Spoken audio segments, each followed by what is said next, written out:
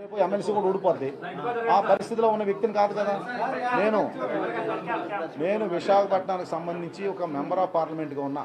నేను ఎంతోమంది ఒక మోదీ గారితో, ఒక అమిత్ షా గారితో, నిర్మలా సీతారామన్ గారితో, రాజ్నాథ్ సింగ్ గారితో, సోనియా గాంధీతో, రాహుల్ గాంధీతో ఎంతమంది పెద్దలతో సభలో కూర్చున్న వ్యక్తిని నేను.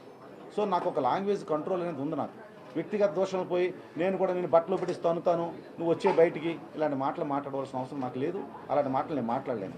ఏదైనా అతను ఆరోపణలు చేస్తే ఏ ఆరోపణలు కానీ ఒకటే సమాధానం చెప్తా, అది నీ కర్మ, నీ స్థాయి, అది నీకు దిక్కున్నగాడ పో అని చెప్పి చెప్పడం తప్ప అంతకంటే మాకేం లేదు. అది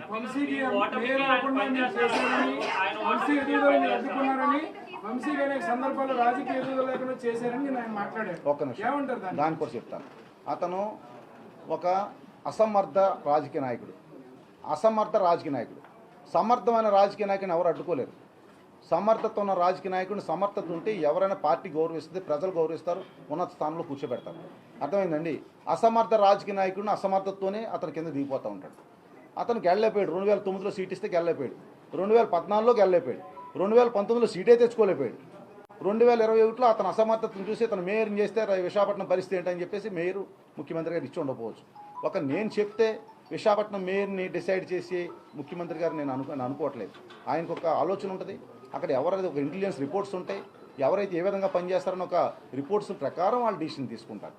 అదేంటంటే అది ఒరిజినల్గా ఒక డైరెక్ట్ ఎలక్షన్ అయితే ఇంకో రకంగా ఉంటుంది. అది కూడా తర్వాత డిసైడ్ చేసిన మేయర్ పోస్ట్ కాబట్టి డెఫినెట్గా ఒక మంచి పద్ధతి ఉన్న వ్యక్తులు డిసైడ్ చేయాలని ఎవరైనా అనుకుంటారు. నేను కానీ ఏయూ వీసీ ప్రసాద్ రెడ్డి గారిని కానీ అతను పదవిని అడ్డుకోలేదు. అతను ఇప్పుడు కూడా అదే అవివేకంలో ఉన్నాడు. అతను ఏంటంటే నేను చెప్తున్నా కదా, ఇప్పుడు మళ్ళీ 3:30కు పెడతాడు, మళ్ళీ తిడతాడు, తిట్టుకొని ఆడికి మీకు ఎన్ని రోజులైనా అతను చేస్తాడు. అతను ఎందుకు వేరే దారి లేదు, అతనికి వేరే దారి లేదు. ఎందుకంటే ఒక ఎగ్జాంపుల్ చెప్తాను మీకు. జనసేనలోకి వచ్చాడు. అతను వచ్చిన రోజుని ఏదో ఒక ఎమ్మెల్సీ వచ్చేస్తున్నాడని అన్ని టీవీలు, మీడియాలో ఒక వారం రోజులు అతను చూపించినాయి. ఏదో అతను అన్నాడు, నేను అన్ని రాష్ట్రం అంతా పర్యటిస్తాను, మొత్తం అందరినీ యాదవులను సమీకరిస్తాను, యాదవులను ఒక తాటి మీద తెస్తాను, మొత్తం ఎమ్మెల్సీని, ఎంపీలని, ఎమ్మెల్యేలని తెచ్చేస్తాను, మొత్తం అని కార్పొరేటర్లు తెచ్చేస్తానని ఏదో మాట్లాడాడు.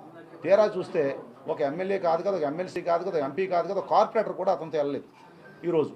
అటువంటి పరిస్థితుల్లో పార్టీ పూర్తిగా ఇతను గమనిస్తూ ఉంది. వాళ్ళ పార్టీ ఈడొక వేషనా కొడుకని వాళ్ళకి అర్థమైపోయి ఇప్పుడు ఏదో రకంగా మళ్ళీ పైకి లేగా ఎవరి గురించో మాట్లాడితే రాదు కదా. ఒక ఎంపీ గారి గురించి మాట్లాడతానికి సబ్జెక్ట్ లేదు. అతను సబ్జెక్ట్ లేక వ్యక్తిగత దోషంలోకి వెళ్తా ఉంది. అది పరిస్థితి. అందుకని నేనేం అదే చెప్తున్నా. ఏమండి అలా కాదండి, ఇప్పుడు అది కాదండి,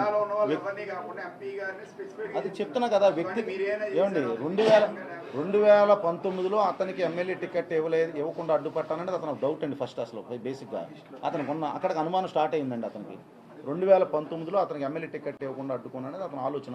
అది కాదు. నాకేం అవసరం. నేను ఎంపీగా పోటీ చేశాను. ఎంపీగా ఎవరి టికెట్లు ఇస్తే వాళ్ళతో నేను పనిచేస్తాను తప్ప నాకు ఒక ఎమ్మెల్యే టికెట్లు పలానా వాళ్ళకి ఇవ్వమని నాకు చెప్పాలని అవసరం లేదు. ఇంకొక ఫ్యాక్ట్ ఏంటంటే, ఆ రోజు నేను అక్రమాని గారి కంటే వంశీకి ఇమ్మని సీఎం గారిని బతిమలాడాను టికెట్ ఇమ్మని.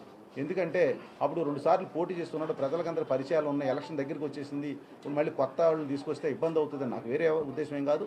ఆ ఉద్దేశంతో నేను చెప్పడం జరిగింది. చెప్పినా సరే ఆయన మరి పైన హైకమాండ్ ఉద్దేశాలు ఏంటో మాకు తెలియదు, టికెట్ మార్చడం జరిగింది. అంచేత ఆ రోజు నుంచి మనసులో పెట్టుకున్నాడు. తర్వాత మేయర్ ఇప్పించలేదు అనేది ఇంకోసారి మనసులో పెట్టుకున్నాడు.